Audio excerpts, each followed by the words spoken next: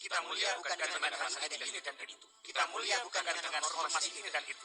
Kita mulia dengan keluasan ilmu, mulia dengan Islam. Mulia dengan Islam. Islam yang mana? Islam pecah jadi 73. Islam A, Islam B, Islam C, Islam D. Islam yang mana kalian? Kita mulia ini bukan dengan manhaj, tapi kita mulia ini dengan Islam. Islam yang mana, Bapak? Semua kelompok-kelompok sesat banyak juga yang mengaku Islam. Syiah mengaku Islam. Apakah Syiah Islam itu yang Anda maksud? Teroris juga mengaku Islam. Banyak teroris-teroris mengaku sebagai Islam. Pelaku bom bunuh diri bertakbir. Apakah mereka Islam? Ya, dukun mengaku Islam. Banyak dukun-dukun bersorban di Indonesia. Dianggap ustadz, dianggap kiai, dianggap gus, dianggap habib. Dukun ada banyak. Mama Gufron, dia mengaku Islam. Mengaku Islam. Apakah Islam seperti itu? Orang gila dijadikan wali, dianggap berkeramat. Seperti video ini.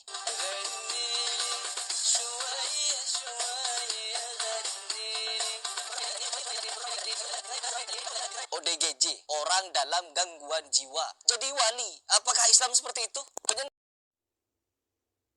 Bismillahirrahmanirrahim. Menanggapi video yang kalian tonton tadi, yaitu tanggapan terhadap tim Nabawi TV yang terdiri atas beberapa ustadz ya, termasuk yang masuk tim Nabawi TV itu juga Ajir Ubaidillah. Nah, lalu video tersebut ditanggapi oleh Harry Pras. Apakah mulia itu Islam? Islam yang mana?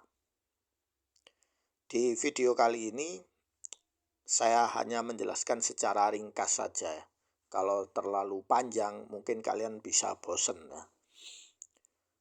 Ketika ada dari umat Islam yang mengikuti manhaj orang yang sebelum manhaj nubuwah itu ya manhaj para salaf ya,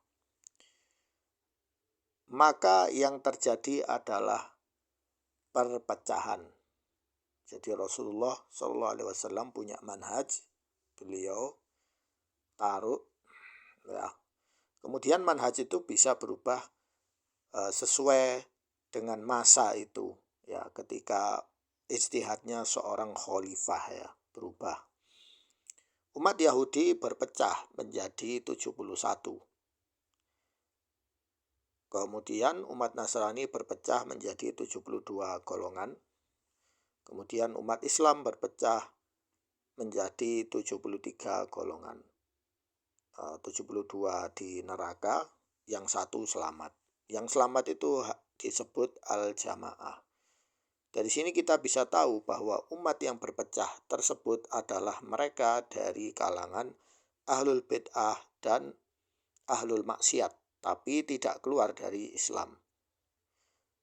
Jika ada firqah ahlul kalam, Mu'tazilah, ya, Khawarij, mereka tidak keluar dari Islam. Mereka masuk dalam muslimin, namun mereka berdosa karena mereka melakukan kebid'ahan dalam akidah maupun dalam amaliyah. Kemudian adapun yang keluar dari Islam seperti kelompok batiniyah, yaitu kayak orang yang main sihir ya, kemudian sejenisnya itu ya, orang-orang yang beragamanya itu batiniyah ya pokoknya ya. Kalau kalian lihat video saya yang lain di channel ini, kalian akan paham batiniyah itu apa, firqah apa. Dan mulhid yaitu orang yang ateis ya. Maka mereka bukan termasuk umat Islam. Jadi dari sini kita bisa memahami bahwa perpecahan di antara umat Islam itu adalah fakta sejarah yang tidak bisa diingkari oleh siapapun kecuali mereka yang bodoh tentang sejarah. Maka dari itu, mengapa pentingnya kita belajar sejarah? Umat Islam itu sudah melalui berapa fase ya, supaya kita tahu ya, umat Islam yang sekarang ini adalah hasil dari sejarah masa lalu yang lewat ya. Kemudian sebab dalil sudah jelas ya. Pertama dari Al-Qur'an, kemudian dari hadis, dan dari tarikh. Tarikh itu ya sejarah ya, sejarah. Lalu salahkah jika kita berkata mulia dengan Islam? Karena di video Nabawi TV tadi, ya, mereka bilang kita mulia dengan Islam, ya. Namun Harry Pras itu bertanya, Islam yang mana? Jika saya bilang saya mulia dengan Islam, apakah saya salah? Jawabannya tidak. Kita memang mulia dengan Islam, tapi seperti yang dikatakan oleh Pak Harry Pras, Islam yang mana? Ya. Tim Nabawi TV yang sedang menyembunyikan sesuatu, mereka bilang kita bukan mulia dengan ormas atau dengan manhaj. Padahal mereka juga punya manhaj sendiri yang mereka berpegang teguh dengannya. Jika mulia dengan Islam, maka Islam yang menurut siapa? Nah, apakah saya harus mulia dengan Islam menurut versi Nabawi TV? Ya.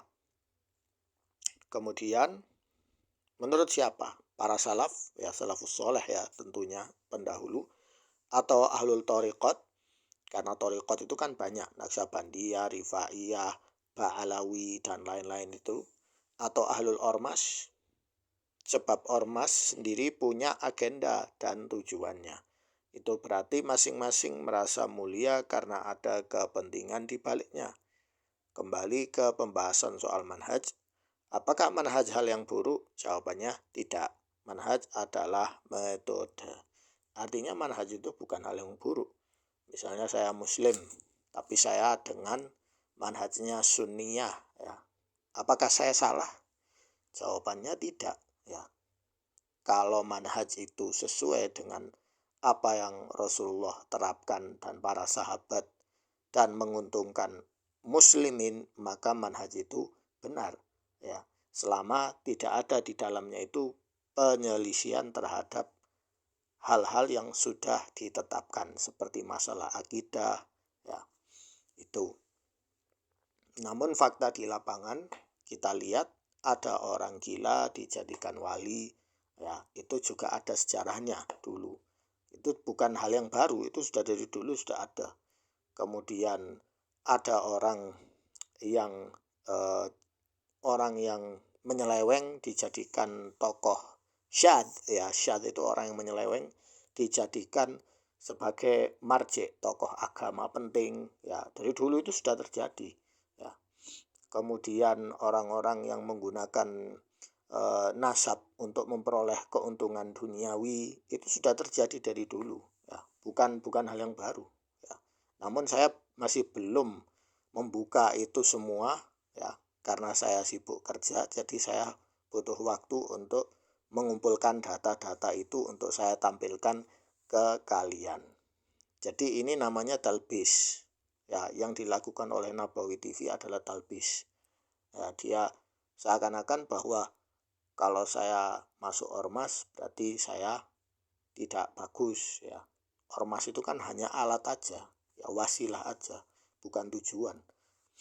Kemudian manhaj apakah hal yang buruk? Juga tidak. Manhaj tidaklah buruk, ya.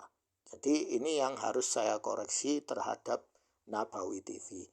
Jangan menutupi fakta sejarah sebenarnya. Orang-orang harus berhak untuk tahu, ya, mana manhaj yang benar,